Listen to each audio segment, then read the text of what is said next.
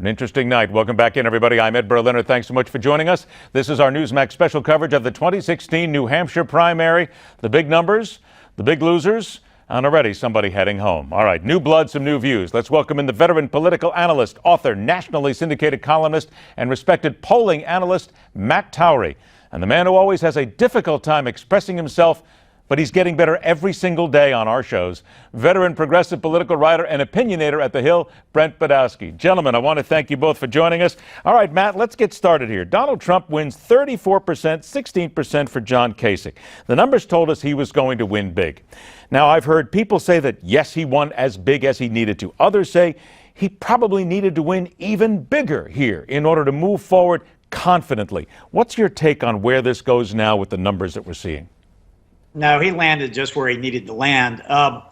You have to keep in mind, this is just a forerunner to South Carolina, which is a much bigger show. And in South Carolina, most people don't really understand South Carolina. South Carolina, although it's evangelical, it's not as evangelical as Iowa is. It's sort of a state divided in three. And it's basically, I can already tell you, it's going to be a result divided in three. You're going to have Cruz doing much better in South Carolina because he did well enough in New Hampshire. You're going to have Trump doing well because there's a great populist sort of movement going through South Carolina, much bigger than in the past. It's what allowed my old friend Newt Gingrich to win 4 years ago. And then there's an establishment portion of the vote as well. And one or two of these candidates are going to split that vote up down in South Carolina. But Trump is going to get his third of the vote in South Carolina because he got his third of the vote basically in this particular contest. And I think it's going to put him in the perfect position to continue to do even better when he gets into these SEC primary states like Georgia, Alabama, Tennessee, where he's just going to really have a strong showing. Matt, how does he win over those people who just feel as if he still is not electable and the people who talk about the negatives first? Well, I would say that his greatest first hurdles would have occurred in Iowa and in New Hampshire, where you're under a real microscope. Going into these southern states, electability is not a big issue.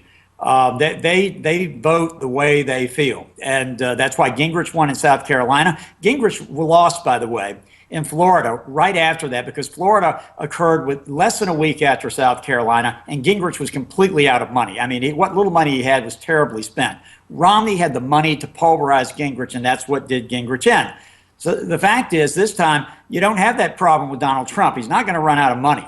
So this electability issue it may become an issue when you get down to two candidates going into Florida, two or three candidates. I think in Florida, electability becomes more of an issue. Right now, going into the SEC primary states, all proportional, by the way, and the other Super Tuesday states in South Carolina, Donald Trump's going to be more than alive. He's probably going to keep leading. All right, we got a lot more to talk about on the right, but Brent, I want to bring you in and talk about the left, of course. Hillary Clinton loses to Bernie Sanders. Bernie Sanders nails 60% to Hillary Clinton's 39%. Brent, I know you're probably going to just jump at me on this one, but already crossing social media and other places, people are talking about the fact that they still don't want Bernie Sanders to take this Democratic nomination. They want to make sure whatever hell or high water that Hillary Clinton takes it. And I'm hearing Joe Biden's name mentioned tonight, even in the midst of Bernie Sanders winning big in New Hampshire. Do you really see this happening? I mean, it just doesn't seem possible that Bernie Sanders could really win this, but he's moving. He's got momentum. Oh, yeah, there's no question about it that Bernie had a huge night tonight. If a star was born in national politics that wasn't around yesterday, it's going to be Bernie with a 20-point-something margin, 60% more or less of the national vote. It was a really big night, and he's going to raise quadrillions of dollars in the next 48, 72 hours. Now, it is true that I do expect Hillary will come back. Don't write her off just yet. That would be a mistake. If she gets the right lessons out of this, she'll come back. There will be talk about Biden. There will also be talk about John Kerry. And there's no question about it.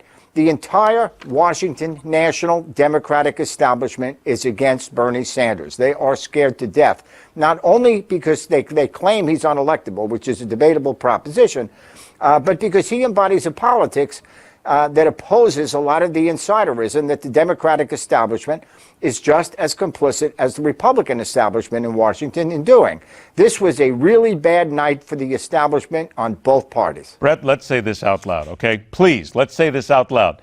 What you talk about with the Democratic power base being afraid of Bernie Sanders, he is not a Democrat. He is a socialist. His views are socialist. People can't explain it. As a matter of fact, I saw CNN do a piece last week where they were talking to people who were Bernie Sanders supporters. They went up to him and said, "What's a socialist?" None of them could answer the question. Absolutely none of them knew exactly what he was. He stands for something that the Democratic Party loathes. Yes?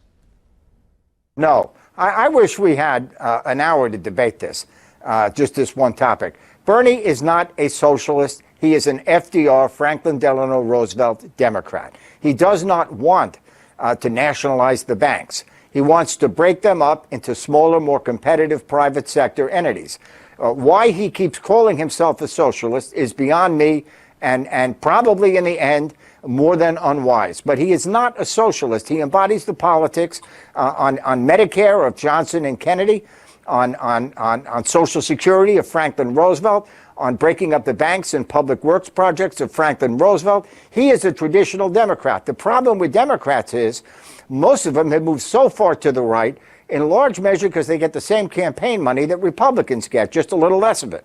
All right, now, I want you guys to know that I'm going to get Matt here one more time, and then you're both going to come back again, so stand by here, both of you. But here we go. One last one for you on this one, Matt. Jeb Bush. We haven't talked about him a lot here tonight. Is he the big winner as what some people would consider to be a Reaganite in the race? Because both Kasich and Trump are not running as dyed-in-the-wool conservatives here. So is it possible that still Jeb Bush can take a lot out of this and move forward with confidence? I think that's a stretch. I mean, I like Jeb a great deal. And our last poll, Opinion Savvy poll, which happened to be the most accurate in Iowa and probably will be the most accurate in South Carolina, had Jeb in third place. But he didn't have a good night tonight. Kasich coming in ahead of him, it was tough for him. He's got Cruz ahead of him. This is going to be a stretch, and right now in South Carolina, let me assure you, Jeb Bush is not thought as a Reaganite. I mean, South Carolina is no longer the state it used to be. It's very populist, which is why Newt Gingrich carried it overwhelmingly 4 years ago, and Newt was never a Bush person.